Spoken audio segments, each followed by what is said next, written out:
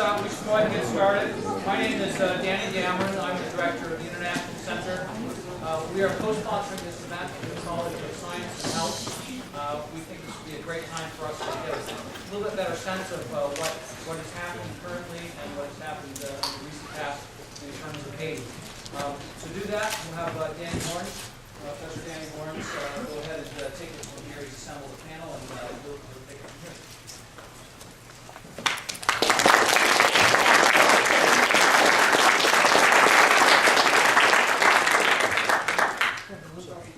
Okay, so here's the motivation for this talk. I'm a geologist, and like most geologists, whenever I see a big earthquake, my attention is initially peaked. But the big story here for the Haiti earthquake is not the geology. So our focus today is not going to be the geology. I will start by giving a broad outline to the geology of why this quake happened in Haiti, why there's quakes in Haiti in general. After me, another person from my department, Eddie Cadet, who is Haitian, will talk about the history of Haiti and why this is a disaster. Like I said, it's less about geology and more about the condition, the political conditions in Haiti now. So he'll give us a background on the history of Haiti and how that history led to a country that is so devastated by this earthquake. And lastly, Brett Cross from the Red Cross will be talking about the conditions on the ground right now, what's going on with the relief efforts and so on. And we don't have a microphone up here, so we'll all have to shout, but we're all teachers except for Brett, and hopefully he knows how to shout. Anyway, so here is today's talk. In case you're more interested in the geology, which of course most of you are, my department, the Department of Earth Science, on Tuesday will be hosting a seminar with Michael Funds talking in more depth about the geology of Haiti and the geology of this earthquake. Okay, let's start where many of you might need to start, those of you who are educated in the American school system and probably can't find Haiti on a map. Here is Haiti, occupying the western side of the island of Hispaniola in the Caribbean. Sorry for all you high school students. Anyway, to dig on your... If you're in Ty's class, you can find Haiti on a map. Anyway, so here we are in the Caribbean. On the island of Hispaniola. This is a map of the major tectonic plates in the region. We live on the North American plate. The Caribbean is underlain by a different tectonic plate. And the boundary between the North American and Caribbean tectonic plates runs right through the island of Hispaniola, on which Haiti sits. This map here shows the Caribbean in somewhat more detail. Here's Hispaniola. The colored lines here are the boundaries between the plates, and as I say here, there's about 2 centimeters of relative motion between the Caribbean plate and the North American plate. In that, relative to one another, the Caribbean plate is moving east relative to North America. How do we know that? We know that because we can see that. Here's the island of Hispaniola. There's Puerto Rico. Here's Cuba. The black arrows are GPS data showing points on the ground in Hispaniola and Puerto Rico and other Caribbean islands moving towards the east relative to North America. 2 centimeters a year, that's about an inch a year. This part of the world is moving to the east. Focusing in on Hispaniola, Cuba, Puerto Rico, here we see the boundary between the North American plate and the Caribbean plate. It actually consists of a complex zone of faults. The black lines here are faults. The boundary between these plates is actually up to about 200 miles wide. Different kinds of faults. From the south side of Hispaniola, the Enriquillo Plantain Garden Fault is the fault that ruptured in this earthquake. Port-au-Prince is right there. Faults up all throughout the island. This is a map of earthquakes through the Caribbean region from 1990 through 2006 from the U.S. Geological Survey. Again, there's Cuba. Hispaniola is lost in this haze of earthquakes here. The earthquakes here show up as colored dots.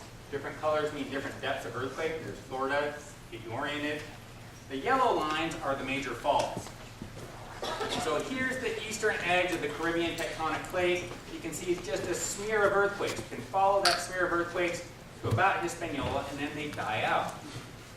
Zooming in, earthquakes 1990 to 2010 to just this event. Here's Hispaniola, there's Cuba. The colored lines here are the faults. see a lot of earthquakes on the east side of Hispaniola in the Dominican Republic. Almost no earthquakes in the last 20 years in Haiti. It's been quiet, it's no longer quiet. Okay, let's look at the last 240 years worth of earthquakes. So we're going back to the 1700s here. Most of these earthquakes are just recorded from historical accounts, from people writing about the earthquakes. All the way back in 1751, the earliest recorded earthquake on Hispaniola, 1751, all of these earthquakes I'm going to show you are roughly of magnitude 5.5 to about 7.5 or so. And the ellipse shows you about the length of fault that ruptured. So 1751, this was in October. Then in November, another earthquake right at about where Port-au-Prince is. Then going to 1770, this earthquake ruptured almost the exact fault that ruptured in the earthquake 2 weeks ago. Then we go 70 years with no earthquakes, and then 1842, big earthquake on the north side of Hispaniola. 1860, over in Puerto Rico in 1867. 1887, up here on the northwest tip of the island. 1911, dead middle of the island. 1917, 1943, 1918, earthquakes scattered around here. 1946, 1948, 1953, and then 2010. Notice two things about this. One is there's been 53 to 2010, 57 years of no earthquake. And there's only one other period in the last 240 years where there is that long of a time with no earthquakes. So we've been in what we would call a seismic gap in this area. No earthquakes for 57 years anywhere in the region. Also notice that the rupture that happened in 1770 was almost in exactly the same place that ruptured a couple weeks ago. Anyway, so it's an active region, but it's been relatively inactive for the last few decades. Here's Port-au-Prince. This is the tan area is Hispaniola. The fault that ruptured is shown in green here, the Enriquillo fault. And if you were in a geology class, you would recognize this as a left lateral strike slip fault. Doesn't matter if you don't recognize that. This is a false color infrared image of the area. There's Port-au-Prince right there. And one thing that stands out on this is this perfectly straight canyon right there. That canyon is the fault. Because the rock is crushed up along the fault zone, it rose out to form the canyon. And there you see the yellow stars, the epicenter for the earthquake. And here are two different figures that indicate the aftershocks that have happened since the earthquake. Every large earthquake is followed by a series of aftershocks. Typically, the largest aftershock will be about 1 magnitude point lower than the main shock, so the magnitude 5.9 or 6 aftershock after this earthquake was typically what we would expect. Looking at the lower figure here, the red dots are the aftershocks. The distribution of aftershocks, again, there's Port-au-Prince, the fault is running through here. The distribution of aftershocks roughly shows you the section of fault that ruptured. So the fault ruptured from just south of Port-au-Prince out to the west. That is about 80 kilometers of rupture, 50 miles of rupture, which is pretty much what we would expect for a magnitude 7 earthquake. It's also similar to the size of rupture that we would expect here in Utah, but that's a different story. Maybe we'll talk about that more next week. This map of Hispaniola shows the shaking intensity from this earthquake, and we denote intensity by Roman numerals, and this shows the populations in each area of different intensity rankings. And if you add it up, you get about 2.5 million people that were subjected to shaking that would be categorized as severe to extreme from the west side of Port-au-Prince out to the west there. That's a lot of people subjected to a lot of shaking. Let's put this into context, this earthquake into context. Let's look at some recent earthquakes of similar size, not the same size, but similar size. Going in order from the smallest to the largest of a few recent earthquakes. In 1994, there was an earthquake in Northridge, California, magnitude 6.7. This earthquake was a magnitude 7.0. The magnitude scale is a logarithmic scale. The difference in energy between a 6.7 and a 7.0 is about 3 times more energy. So this earthquake released 3 times more energy than the Northridge earthquake. Look at the Northridge earthquake. 60 people died. In 1969, the San Francisco earthquake, also known as the World Series earthquake, was almost exactly the same size as this earthquake. In San Francisco, or right outside of San Francisco, where several million people live, 63 people died. Southern California in 1992, the magnitude 7.3 Landers earthquake, a little bit bigger than this one, people died. Going to a relatively large region earthquake, magnitude 7.6, Chichi, Taiwan earthquake in 1999. This earthquake was much bigger than the Haiti earthquake. 2,400 people died. Compare that with the Haiti earthquake. Magnitude 7, rough estimate now, 200,000 people dead. So the scope of this disaster is out of proportion with the size of the earthquake. When we compare this earthquake with earthquakes in countries with effective zoning and building codes that take earthquake hazards into account. So anyway, to understand why we would have so many people dead from an earthquake that in the US would have killed orders of magnitude fewer people, Eddie today, in my department, will talk about the history of Haiti. Eddie is an environmental scientist in my department and is a native of Haiti. So for the native Haitian perspective, there we go.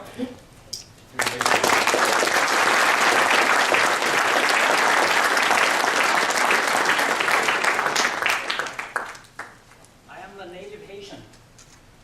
Do you know of any native Haitians here? Any native? Great. Well, I am with the Earth Science Department, as Dan indicated. And to see something like this happen to your country is devastating. It hurts. And especially when you see little children, helpless, dying, in the rubble, trying to be pulled out, people. Some of my relatives were seen on TV. I've heard friends talk on the radio, describing some of the devastations that they were experiencing there. And my heart, and I'm sure most of your hearts, reach out to these people, to my people over there in Haiti. And the question that we are asking, we are considering is, could this devastation have been prevented? Not the earthquake, because we can't do anything about that, but could there have been a lot less people dying? And that's what we want to address, at least for the next 15 to 20 minutes. We are trying to connect Haiti, its history, with what has actually occurred just recently.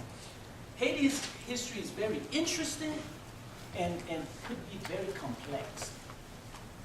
So I'm going to try to race through some of the history, and perhaps you can take some time to go and read on it, or perhaps we can have another seminar of this nature, and we can talk a lot more about what Haiti, how Haiti have evolved over the past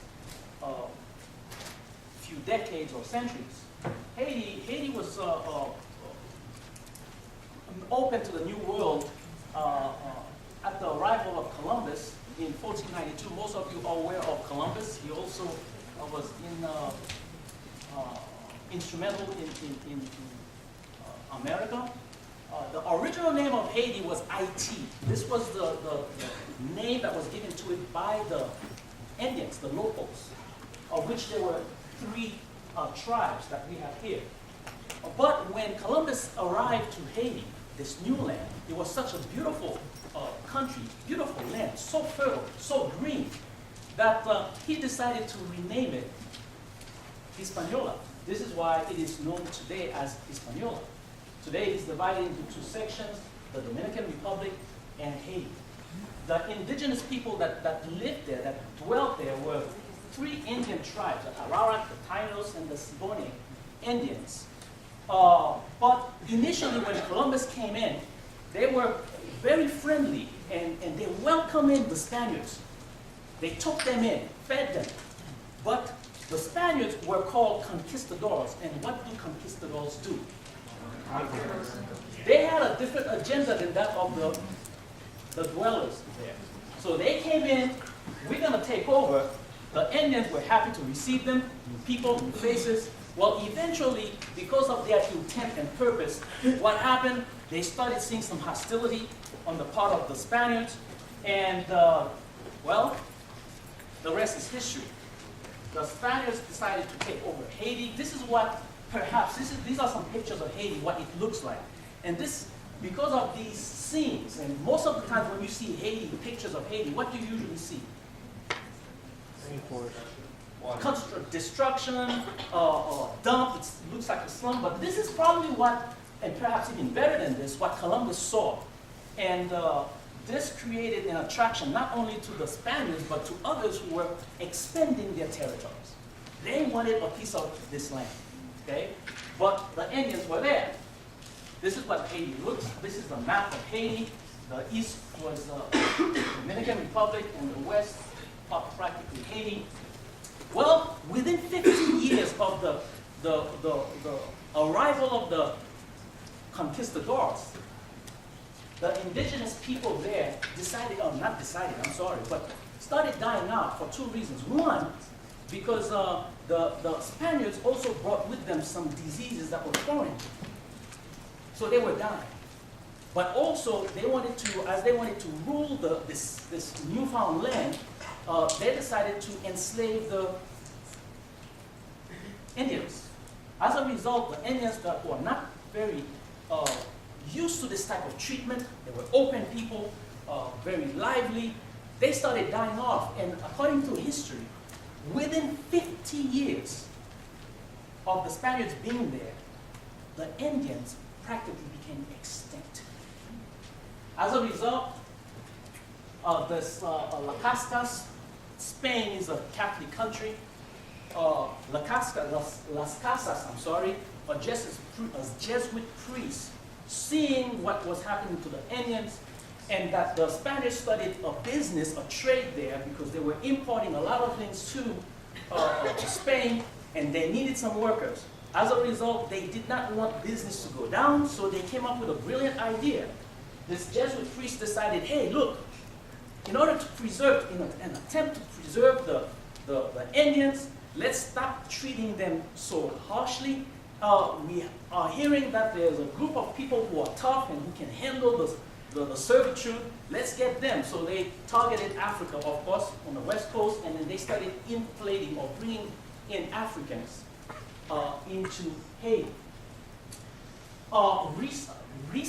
Not too long after that, France was also interested in Haiti, and so they decided to come over and take a look at what was going on.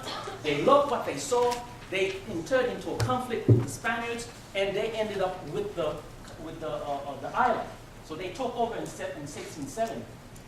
During that time period, by 1791, it is believed that anywhere from 500 to 700,000 blacks were imported into the country, into the island. And of course, the treatment was not too well, and we have a history here in America. I think that based on what I have read, because I was not there then, okay? But the cruelty that with which the Africans were treated, it was rough. It was 10 times worse than that which Americans treated the blacks here. And so what happens, it is believed that because of the amount of cruelty that they were experiencing, the blacks they were experiencing, it is believed that slaves, especially the men, did not even live to see reproductive age. That's how bad it was. Okay? The women, of course, were abused, and mixtures occurred. The French slept with the women, black women, and they created another breed or another people, which today we call mulattoes. As a result, 3 groups of people ended up in Haiti, and they still exist today. The white colonists, we don't have those today anymore. The free blacks, who are considered to be the mulattoes, and the slaves. And then between the years 1743 and 1791, the slaves were, because of the brutality that existed and that they were suffering, they decided to, hey, we're not going to take this anymore. The first rebellion started with Makano in 1951. However, his was not too successful because the French caught up with him and they decided to make an example of him. So what they did is they took him and burned him to the stake. But before he died, it is believed that he took out about at least 6,000 Spaniards. They were very upset at him. They didn't want him around. So as a result, yes, sir. Is that 1751? Yes, I'm sorry, 1751. That's correct. In the process, this other fellow became Yasu, began to organize the first rebellion, successful rebellion, but it was more like a hit and run, a guerrilla warfare. When the British wanted to come in and say, hey, we want a piece of this land because it is so rich and have so many resources, they decided that we want this. So the French now was going in conflict with the British. So they asked the slaves, if you will join us in battle, we will let you free. Does that sound familiar? Okay. So as a result, many of them did. But this fellow said, no, we're not going to do that because we don't believe that you're going to do that. We're going to receive our freedom. But other men, as a result, came and they joined up with Yasu. One of them is Toussaint Louverture. Probably most of you have heard of him. And he's considered to be a hero in Haiti. In fact, Toussaint was one of the leaders or first leaders among the Haitians during the revolution, the rebellion, that was educated. Not only was he educated, he was a diplomat. His master were very kind to him and even taught him literature. He read quite a bit. And he learned he learned how to be tactful in answering, in talking, and also in planning. Jean-Jacques Dessalines and Christophe also joined in with Toussaint and Yasu, and they launched a successful rebellion against the French.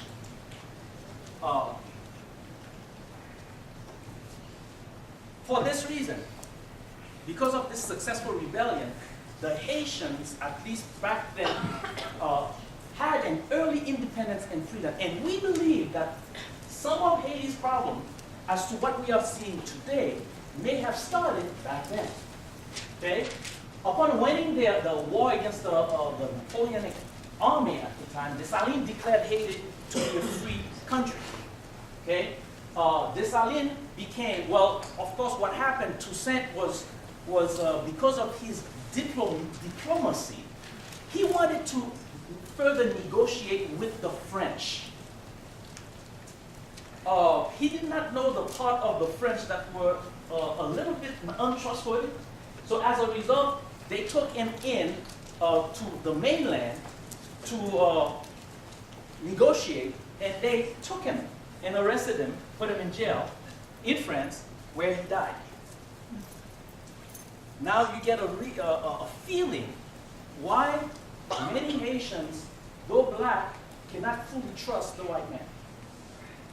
With good faith, we want to negotiate. We want to be free, but we want to settle it in a gentlemanly manner. But as a result, it did not work out this way. He died. So Haiti became the world's first black republic, and it was the second republic in this hemisphere. Okay? Second only to America, who gained their independence slightly before that time. Upon assuming the power, Dessalines now, who took the place of Toussaint, he decided to become the emperor, and immediately started working on a constitution. And one of the 2 things or 3 points that he made in the Constitution of Haiti is that everybody had the freedom of religion. Now, most of you or all of you have heard that Haitian has the religion is voodoo. How many of you have heard that? Would you believe that Haiti was a Catholic country? when Toussaint took it over. But because of the Catholic, it was the Jesuits that brought the black man in. Toussaint was diplomatic. He accepted that religion. In fact, he's the one who said, this is a Catholic country. But Dessalines had a different mindset. He said, no, we will make it, we want to make it so that everybody can believe and worship the way they want to. So that's why he opened this. If you want to do your voodoo, that's fine. If you want to be Catholic, if you want to be Mormon or whatever you want to be, you have the right to be that. Hey, do you know, ever since when we did this in the United States? This was all the way back then. All citizens, also what he said, another point he made in the Constitution is that all citizens of Haiti, regardless of skin color, to be known as black. I was interested at one time why, whether or not you were black or white in Haiti, because I lived there, whether or not you were black or white, you are considered a neg. In fact, when a Haitian is talking to you, at least in Haiti, I don't know how it is now, maybe over time it has evolved differently, but if a person, a Haitian, considers you a friend, they call you a Negro. Okay? When they begin to make the distinction, and they say, this white man, then you are in trouble. Okay? So if you want to go there as a mission, if they say, this white guy, you better just walk out the door. You can't be discreet about it. But the reason that they did this was an attempt to eliminate the multi-tier. Remember I mentioned that there were three classes that existed in Haiti. The colonists, the white colonists, the free slave, the mulattoes, and the black man, the slave. Well, in order to bring unity among the people, this attempt was to bring so that we don't have to look color anymore. We are all black. Okay? I'd like to see that if we were to do that in the United States. We are all white, guys. Okay? So after, but because of differences in how to run things after Haiti became a republic, there were issues between them. These two guys that I have written here, Pétion and Christophe, were friends of Dessalines who fought alongside of him in the independence of the nation. But skirmish occurred, they ended up, or they were involved in a plan to assassinate the first emperor or president of the country. When they did that, they split the country into north and south. The eastern part of Haiti was occupied by the Spanish, and they were in their own world, but Haiti now was divided into three parts: the Spaniards, the Dominican Republic, the north, that western part of Haiti, that was run and operated by Christophe, and in the south was Pétion. Now, one thing that we need to note here is that Christophe was a black man. Pétion was a mulatto. Pétion was educated. Christophe was not. Okay? So what happens is that you have a group of people who are rising into power, but who are not capable of reading the literature, even to learn as to how I should progress in a certain direction. Okay? So the South, when eventually they found out that Christophe was not a Haitian born, or was not born in the mainland, he was born in Grenadine. I just found out that out recently as I was doing this research. Well, they said, hey man, you can't be president here.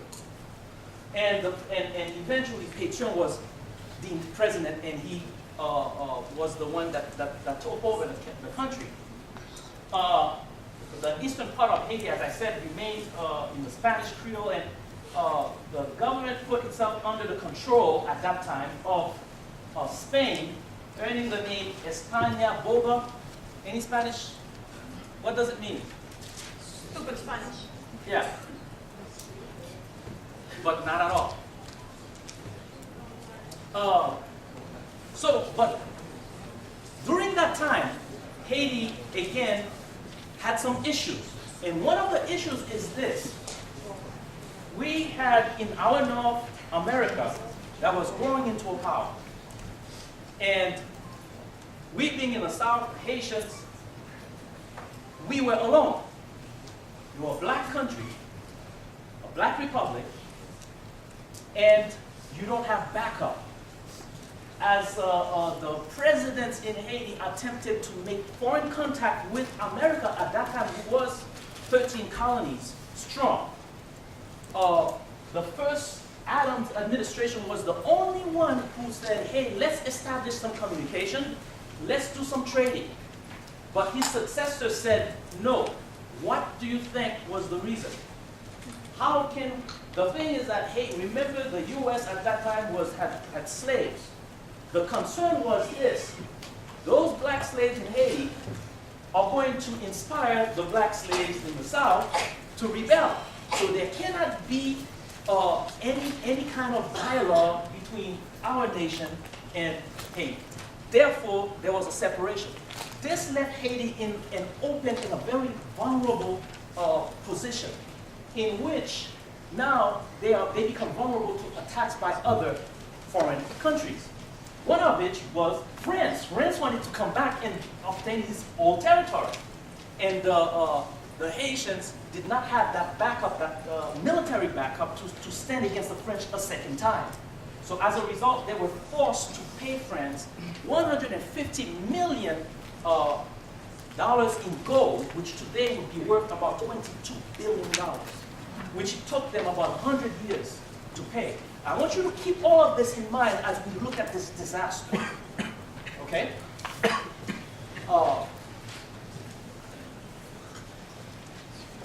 Okay, I indicated before, many of the blacks who were in power could not read nor could they write. And Quake, who was a successor of Pétion, went in and he tried to unify the country. And as he attempted to unify the country, he also walked in the Dominican Republic and tried to overtake, and he did for a while. Yes, 5 minutes? I need to speed up. Okay, so as a result, what happened? What I'm trying to say here is this.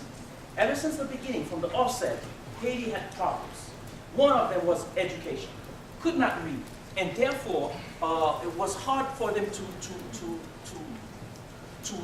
be able to communicate and or to organize successfully against people who wanted to take them over.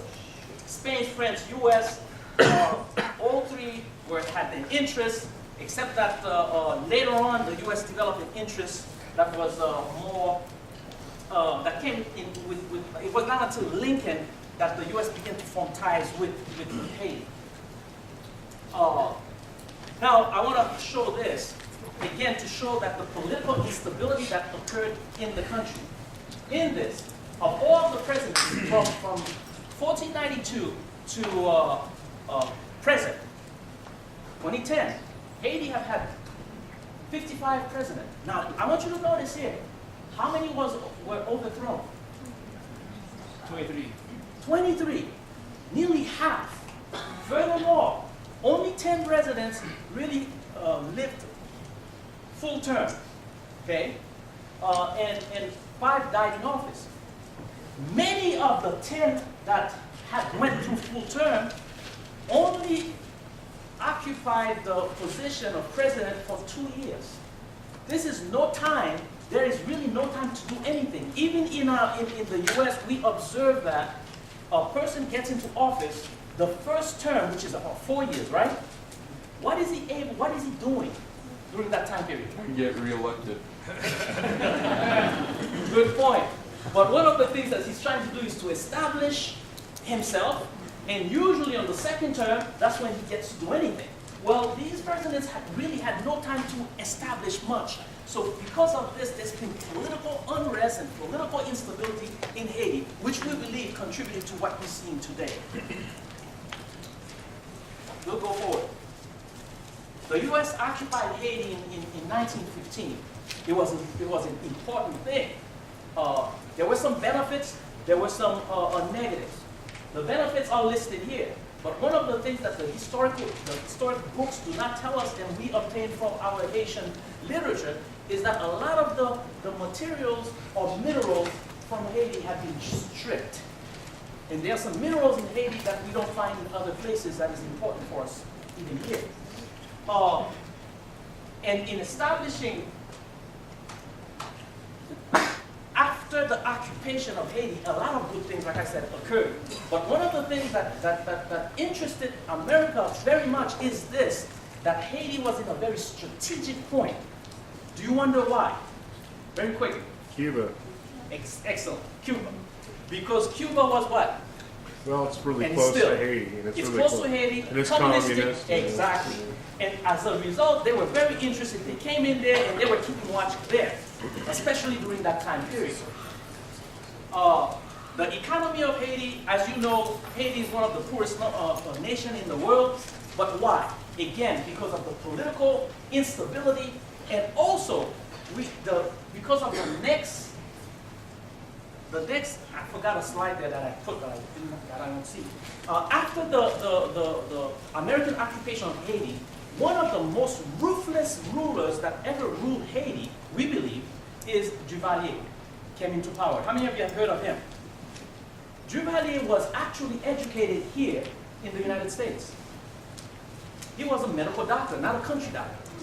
He graduated from the University of Michigan. And when he came to this country and he graduated, he went back home to do something for his country. Okay? Because he knows that the country was very unstable and a mess. So as a result, he went back in an attempt to do something. He ran for office. He got the presidency. He made the country a lot of promises of the changes that he will bring. But within the first 2-3 years of his presidency, he decided that he was going to eliminate everybody who opposed him. Entire families were wiped out, killed, murdered. Some were exiled. And anybody who stood in opposition to him were eliminated. Furthermore, what he did was this. He ended up exiling many of the elite group. Again, those who were educated. And he turned around and he created a group of CIA agents, I guess maybe internal affairs, and we call them the Makuts.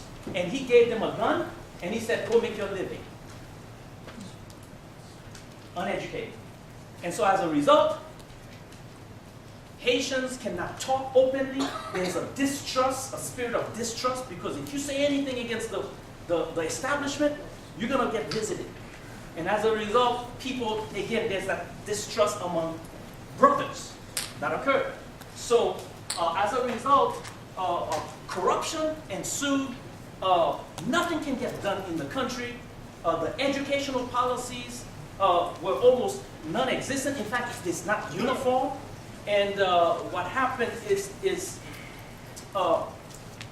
Duvalier eventually died, put his son in office, and nothing can ever get done. Not only because of corruption. In fact, housing policy does not exist. So, and the economy, because it's a poor country, even if it existed, how would the people be able to get the material in order to build the homes using a particular standard that would hold to any kind of earthquake that we're talking about today? There's so much that we can say. My time is out, but I hope that you understand that there are a number of factors, historical factors that occurred in Haiti that contributed to the devastation that we are seeing today. Yes? Duvalier and his son, what were the years? Duvalier ruled until 1971, and his son ruled until 1980, early 80s. One of the things that I will quickly mention is this. In spite of the fact that Duvalier, civil rights issues in Haiti was, untechnical terms, tanked, okay? The United States government supported Duvalier. Every penny that was given to the country in order to do something, to have all of these programs that was established by the American government during the occupation, was taken and put where? So when Duvalier died, son came, they didn't like him, eventually he was ousted. Well, he took all of that money with him to France. France would not give a penny of it back to Haiti. Anyway, folks, It's very interesting. I think you understand what's going on and why everything is the way they are in Haiti.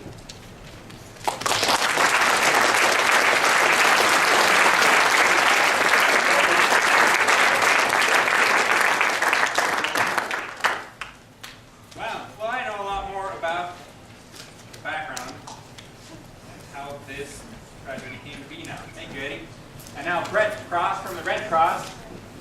We'll talk about the response of the Red Cross and maybe others to this tragedy and what we can do about it. And if you have to leave for class, please do so as quietly as possible and take away Brett. Okay, thanks. As I said, I'm Brett Cross, the Emergency Services Director for the Mountain Valley Chapter of the American Red Cross. I cover everything from the high point of the mountain south to both state borders. And just going to talk a little about what the Red Cross has done, how the American Red Cross fits into the International Red Cross, and what has been done currently in Haiti.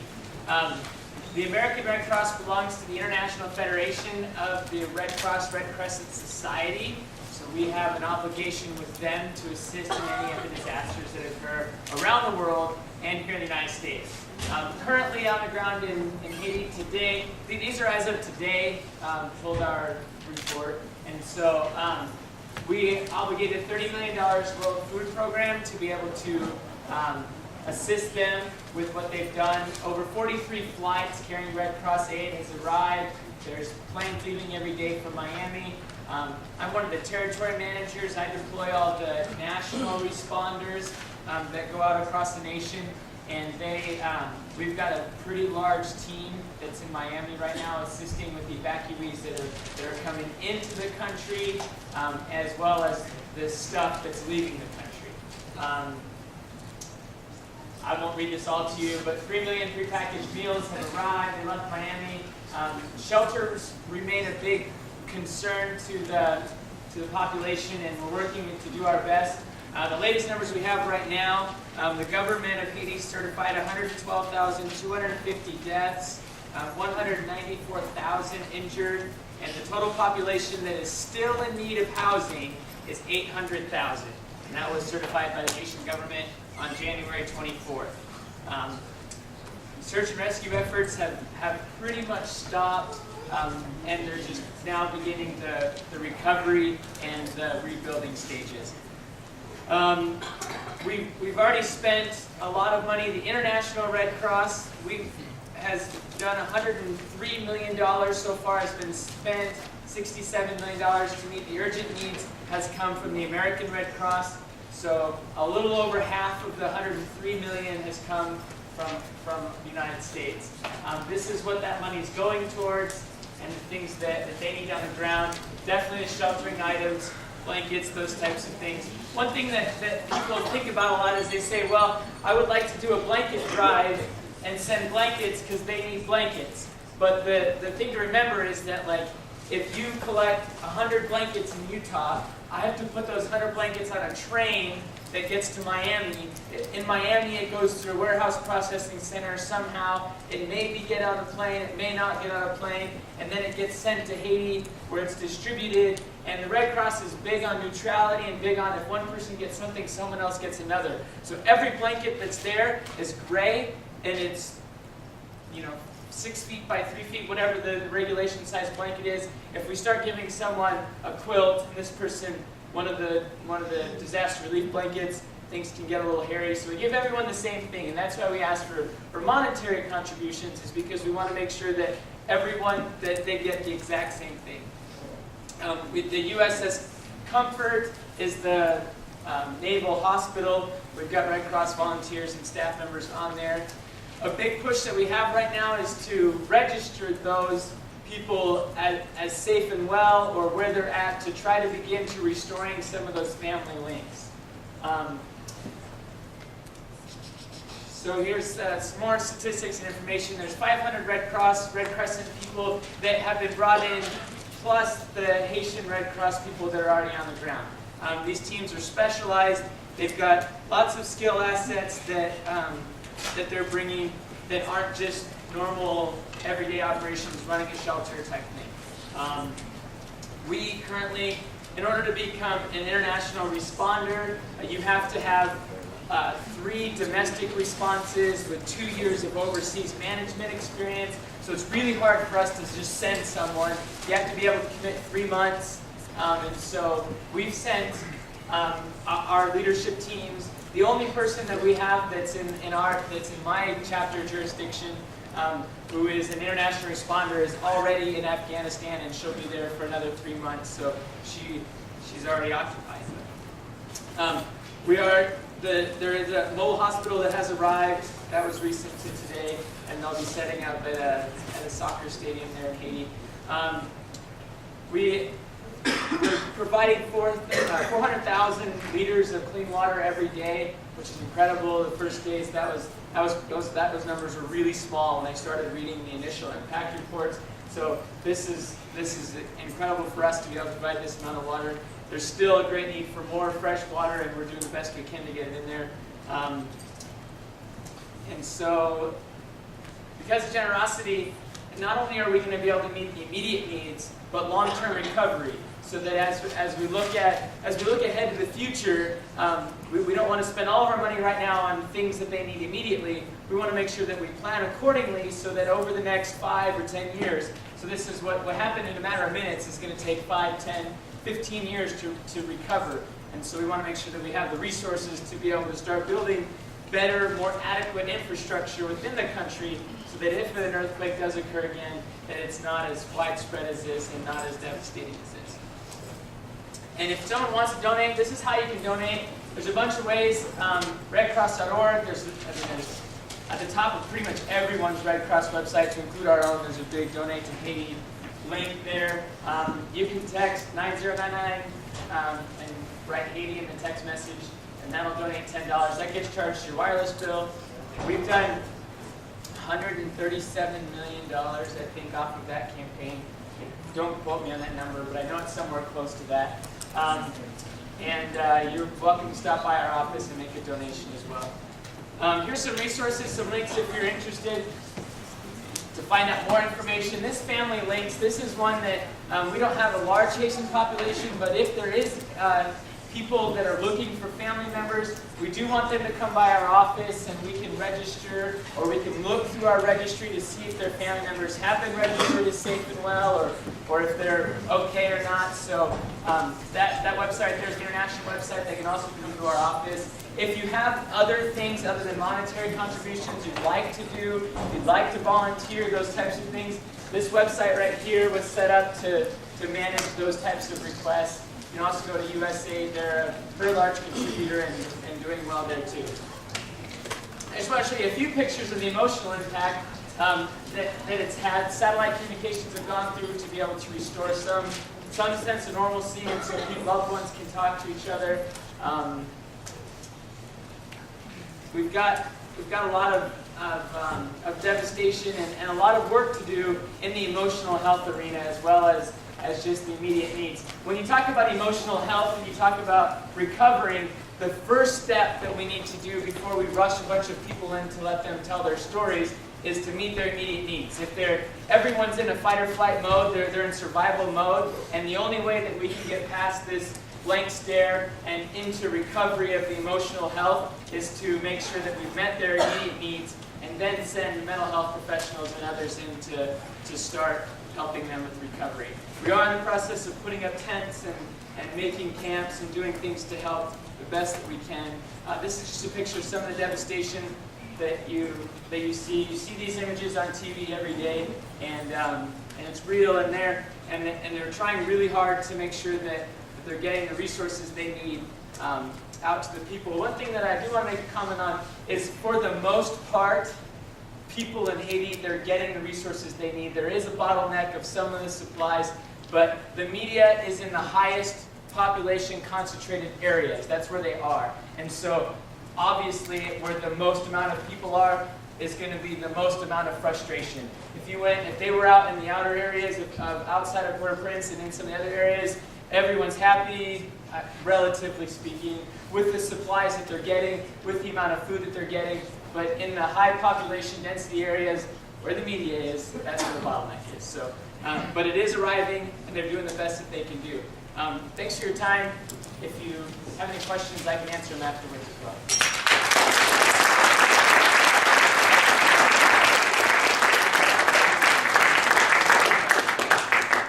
Does anyone have any questions for Brett or Eddie or myself? Yeah, go ahead. What's Just a minute. Hey, if you're not asking a question, please stay quiet. the situation with the current governmental affairs and getting the aid there and long-term aid and how that's going to be affected?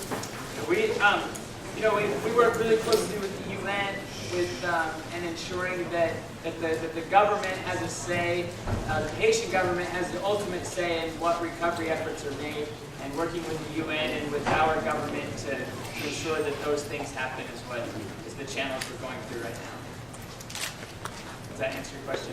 Well, I just say I hear there's a lot of really in reality there's a lot of chaos and probably going on in the situation there. I just wonder what the reality of dealing with that is, and then looking long term, what's going to happen there.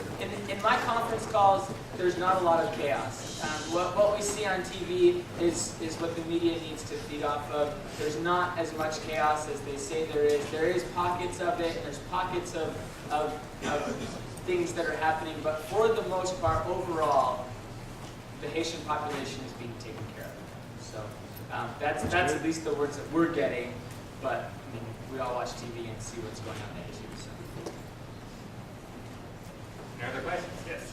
Just a question. I heard that I was in Taiwan for the Taiwan earthquake, and it was 7.6. And with this earthquake, I heard there was it was called a shallow earthquake or something. There was something that is it always the number of the magnitude, the Richter scale? Is that always the amount of violence that's created, or can there be other factors that would make it more devastating? There's a lot of other factors that control the amount of damage from an earthquake. One is the depth of the rupture, and the Taiwan earthquake was deeper than this one for sure. And that's probably the single greatest difference. I'm just wondering what the education system is like in Haiti now, as far as higher education goes. Are there people educated in colleges and universities there, or do they have to go out of country for that? For the most part, many people go elsewhere for education, but they do have colleges, universities in Haiti. The only thing is, there's no uniformity. It's privately done, but the educational policy in Haiti, governmental, it does not exist. So that's why there's not that cohesiveness in Haiti as far as the educational system is concerned. How about for grade schools? Is there government running grade Yeah, schools? grade schools, yeah. But a lot of it, most of it is private. A lot of it by people who come in and they establish schools, but again, you don't have that uniformity, so everybody's teaching different things. Right. Can I also ask then the rate of education among the population, say if the secondary graduate from high school, what would the population rate be as far as? There are two regions in Haiti. You have the cities and also the rural areas, the people who live in the mountains. For the most part, the people in the mountains, which may be about 25% of the population, are not necessarily educated. But the people within the cities are maybe about 50%. Yeah. Other questions? One more question. So, earthquake insurance for us, yes or no? For the most part, the deductible on earthquake insurance is high enough that that is probably not a big deal. And speaking just from a couple anecdotes, in the 1994 Northridge earthquake, the people who had earthquake insurance had to pay their deductible, and then the insurance company covered the rest. The people who didn't have earthquake insurance were bailed out by the federal government. and just anyway, I'll leave it at that. Okay. I do have earthquake insurance, but my wife found a good deal with a low deductible. Good question about sanitation prior to the earthquake. I'm just wondering if by bringing these tents over and everything like this, if it actually made some sanitation conditions better, or do they have, what kind of a sewer system do they have over there, water system did they have over there prior to, especially the people in the mountainous region? What was that like? The infrastructure is not good. Okay, some houses, we have Haitians who comes from the United States, goes back and build homes with American standards. Okay, but these are few and far between. They still have cesspools, septic tanks in a very modified way, not according to the standard that we have here, and our houses. But again, modern homes, which we do have in Haiti, do have all of the amenities that we have in our home here. So there's a lot of people, because I don't know what's going on right now over there, but I guess they'd have to have better sanitation. They'd have to come in, Red Cross and so forth, so the sanitation's a lot. So disease and spread and all that, did it actually help? Oh, it is help because Before it was before? it's a matter of safety, because you cannot go into houses, the homes are destroyed, and in fact, even if you were wealthy or not, it doesn't matter, everybody's in the streets. So providing tents is helping the country, yeah. I mean, was the city in a way better than it was before? Well, you know, Overall? well, I wouldn't say right now, when the way things are right now, it's hard to say whether it's better or worse. We think right now it's still worse because people are not settled, which means that people are going to go anywhere to use the bathroom, so that increases the sanitation. It's an environmental issue. Yeah. Question for you. Okay, thinking again long term, like if the United States and other countries gives aid to Haiti, how confident are you that that aid will get there and not end up in someone's Swiss bank account? That has been, historically, that has been the problem, okay? And I think that if you send money, it's good to send it to an NGO, okay? And that is reputable, because in the past, NGOs that has received money have fallen into the same corruption as the government. And the only way that you can make sure that things are used the way that you had intended for it to be used is to find an NGO that is reputable, that has been consistent in the past. Otherwise, your money is going to end up somewhere else, and you're not going to see any difference from before. Okay, two more questions. As far as the Red Cross, are all of the efforts being focused on Haiti, or if there was another disaster, would they be able to help elsewhere? For the American Red Cross, Yes. there's actually 3 other disasters currently in the nation we're working on. Southern California got hit with some severe weather. There's some shelter open down there. Phoenix, the Navajo Nation, we just airdropped blankets and cots and things into the Navajo Nation in northern Arizona, southern Utah in the last couple of days from the flooding that happened and the disasters that happened there. Florida had some issues, so there's actually 2 disasters in Florida, we're calling them. There's one in Orlando, which is the headquarters for the weather-related issues that are there, and then there's also the Miami stuff for the Haiti relief efforts. So we're meeting all the needs right now. I read the report yesterday that Iowa had some shelters open for some travelers that were stranded because the blizzard that came through. I don't remember this morning's, but there was, so we are meeting the need. There seems to be a lot of weather-related emergencies right now, but so but a vast majority of our efforts are focused on Haiti. Haiti is also it's the largest single country response the Red Cross has ever responded to. So to include the International Federation. You have a question here, Tony? What is the official language spoken in Haiti? It used to be French until recently. I think it was Aristide that made it the official language, Creole. And Creole is a mixture of all of the languages that have ever traveled there. So I thought it was Spanish because you said it was next to the Dominican Republic. So I see it was Yeah, many Haitians speak Spanish because of that relations. But we also have a little bit of German, a lot of African dialects. That's where the Creole language came from. As a that